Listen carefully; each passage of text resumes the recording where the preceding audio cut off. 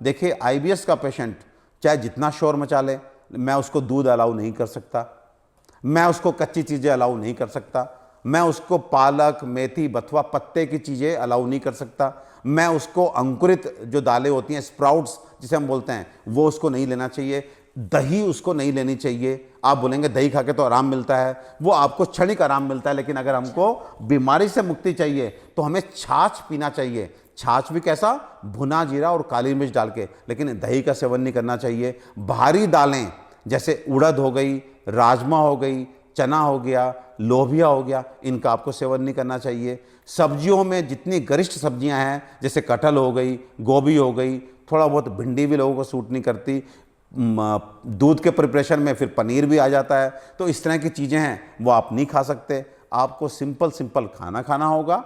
Simple खाने का मतलब लौकी, तोरी, टिंडे, परवल, कद्दू, करेला, पेठा, इस तरह की चीज़ें। दालों में मूंग धुली, मूंग छिलका, अरहर, मसूर वगैरह। और साथ में आप कच्ची चीज़ का नाम लें तो केवल आप फ्रूट्स ले सकते हैं, अदरवाइज आपको रोज सैलेड। दीप्ति, पेट जिनका साफ नहीं होता वो सलाद पे बहुत जोर देते हैं, कई बार केवल सलाद खाते हैं, नहीं खा सकते। आईबीएस के पेशेंट रोज सैलेड नहीं ले सकते।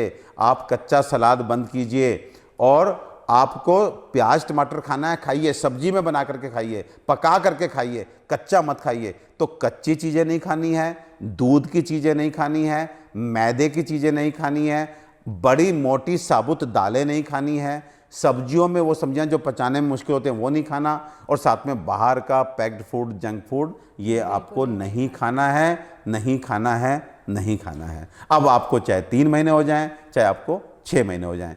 उसके बाद जीवन शैली की बात करें तो अब मुझे नहीं मालूम, आप चाहे मेरे पास आकर अपनी समस्या बताइए, शायद मैं समस्या का समाधान करके आपकी थिंकिंग प्रोसेस को पॉजिटिव कर सकूं। आपको निश्चित रूप से किसी भी सज्जन पुरुष के, किसी भी बुद्धिमान पुरुष के साथ बैठ करके जीवन के कॉन्सेप्ट को, एक होता है जीवनचर्या, एक होता है जीवन दर्शन।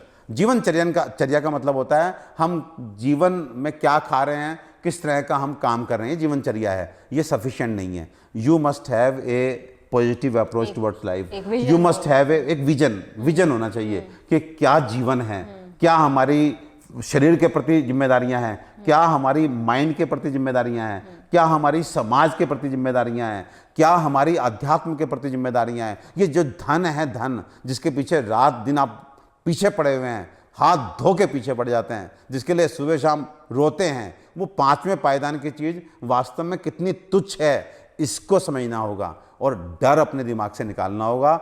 इस तरह की जीवन शैली, इस तरह की सोच आपको पैदा करनी होगी। और इसके साथ फिर हमारा संदीपन कैप्सूल, साथ में कुडजारिस्ट, साथ में कुटज घनवटी, साथ में अथाग्नि, ये हम दीप्ति डिसाइड करते हैं पेशेंट। लेकिन मैं निश्चित रूप से ये कहना चाहूँगा कि आप आयुर्वेद में जाएं, जहाँ भी जिस जगह भी रहते हैं आप आयुर्वेदिक चिकित्सक, अच्छा आयुर्वेदिक चिकित्सक खोजिए, और खोज करके अपने को पूर्ण रूप से उसे समर्पित कर दीजिए कि डॉक्टर साहब आपने मुझे ठीक करना है। उसको टाइम फ्रेम में मत बांधिए, उसको कहिए आप करना है।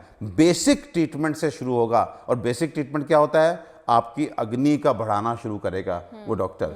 इट में टेक 10-15 डेज। 1 महीने में तो जान लीजिए हमें विरला कोई पेशेंट मिलता है जो बोले कि मुझे फ़ायदा नहीं हो रहा। 1 महीना तो दीप्ति बहुत बढ़ा के बोल रहा हूँ।